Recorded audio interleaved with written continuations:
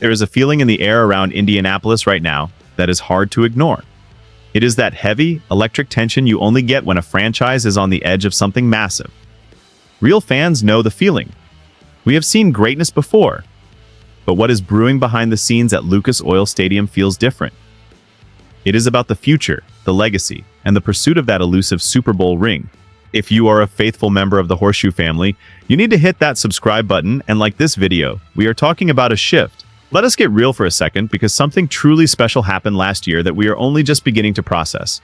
Tyler Warren did not just play football as a rookie. He reinvented what it means to be a weapon in this Shane Steichen offense. We saw the Pro Bowl, we saw the records falling, and we saw 76 catches that felt like they were written in the stars.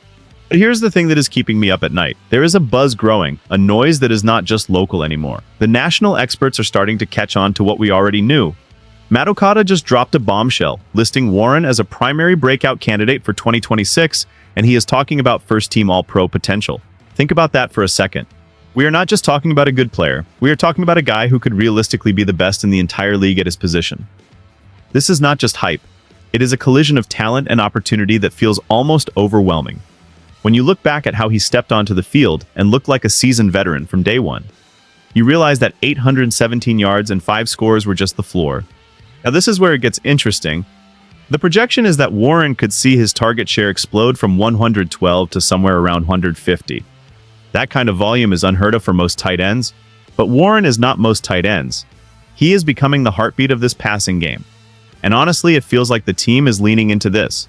They are not just hoping he takes a step forward. They are building the entire structure of the 2026 season around his ability to dominate the middle of the field. But with that kind of projection comes a weight that most second-year players cannot carry. There is a hidden pressure here. If he is expected to be the focal point, the guy every defensive coordinator is circling in red ink, can he still find that same space? The emotional investment we have in this kid is huge, because he represents the new era of Colts football. He is the symbol of a front office that finally found its game changer. To understand why this matters so much, we have to look at the landscape of the roster and the risks involved. We all saw what happened when Daniel Jones was under center. The chemistry was instant. It was like they were sharing a single brain on third downs. Warren was the safety net and the primary strike all at once. But we also saw the darker side of that narrative. When Jones went down with that Achilles injury, the air left the stadium. The production dipped under Rivers and Leonard because that specific, rhythmic connection was gone. And that is the shadow hanging over this all-pro talk. The future of Tyler Warren is inextricably tied to the health of Daniel Jones. That is a heavy burden for fans to carry. We are sitting here dreaming of first-team All-Pro honors, but we are doing it while holding our collective breath every time the pocket collapses. It creates this constant state of uncertainty. If Jones stays upright, we are looking at a historic season. If he does not, we are looking at a wasted year of a generational talent prime. And then there is the pressure of the room itself. Being compared to guys like Trey McBride and Brock Bowers is not just a compliment, it is a challenge. Those guys are the gold standard, and now Warren is being asked to sit at that same table. For a fan, that is a mix of pride and fear. We want him to be that guy, but we know how hard it is to maintain that level of efficiency. Last year, he caught nearly 68% of everything thrown his way. If you scale that up to 150 targets, you are looking at over 100 catches. That is elite territory. That is Larry Clark territory. That is Dallas Clark territory. But can he do it when he is the main target? This is where the emotional tension really builds. We have seen players flash before, and then fade when the league figures them out. But Warren feels different. He is beefed up, he is stronger, and he looks like a man on a mission. Yet, the risk remains. The roster is still in flux, and the expectations are sky high. Every Sunday is going to feel like a referendum. But this is where things change, and this is the part of the story that nobody is talking about enough. The departure of Michael Pittman Jr. to the Steelers changes the entire DNA of this offense. For years, Pittman was the guy. He was the security blanket. He was the one who drew the double teams and took the hits so others could shine. Now, he is gone. And that is the biggest question. Does Warren become even more productive because he is getting those extra targets, or does his efficiency plummet because he no longer has a star receiver taking the pressure off? Some people say Alec Pierce will step up as WR1, but let us be real. It is highly likely that Tyler Warren will actually be the number one option in this entire passing attack. That is a massive shift in how the Colts operate. We are moving away from a traditional wide receiver-led offense to one where a tight end is the undisputed king. Because this could become something much bigger than just one player stats.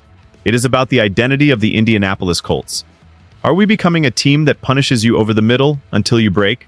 The emotional looping here is intense because every time we think about the 2026 season, we have to reconcile the loss of a veteran like Pittman with the rise of a kid like Warren.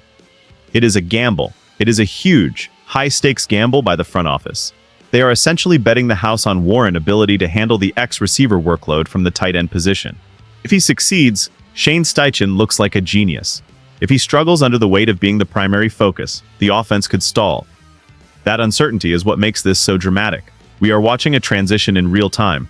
We are seeing the torch being passed, and it is not happening slowly. It is happening right now. Every highlight reel, every training camp report about him looking beefed up, it all adds to the narrative that something historic is being built. But we have been hurt before. We know that potential does not always equal production. However, when you see a guy who already has a Pro Bowl under his belt, you dream. I'm going to be honest with you guys, this actually worries me a little bit, even though I am incredibly excited. I really like this move toward making Warren the centerpiece, but I think fans should pay attention to the physical toll this is going to take. We are talking about a guy who is already being asked to block, to run routes, and now to basically carry the receiving production of a departed veteran. It is a lot.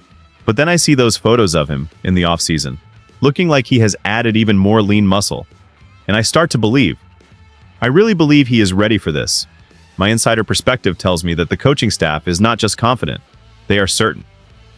They saw what he did with Riley Leonard and Phillip Rivers under center when things were falling apart, and they saw a kid who did not blink.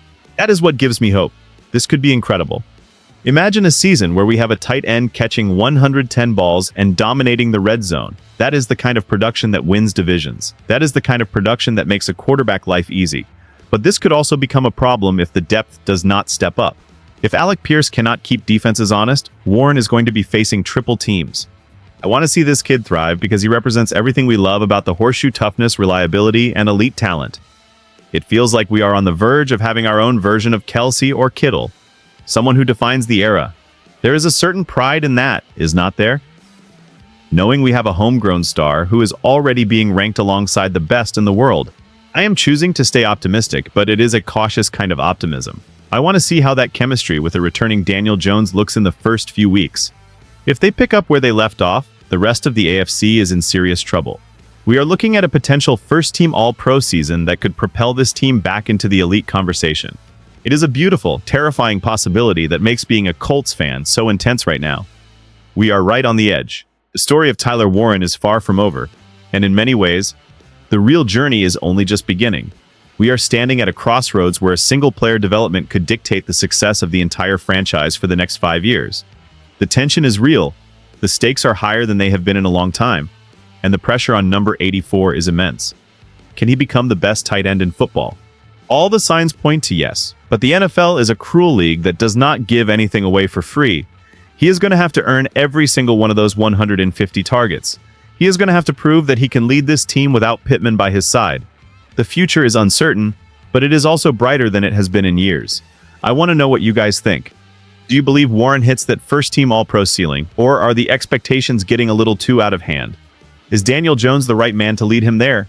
Let me know in the comments below, because we need to talk about this. If you bleed blue and white, make sure you like this video and subscribe to the channel. We are going to be following this story every step of the way as we march toward 2026. This is our team, this is our time, and the rise of Tyler Warren might just be the spark.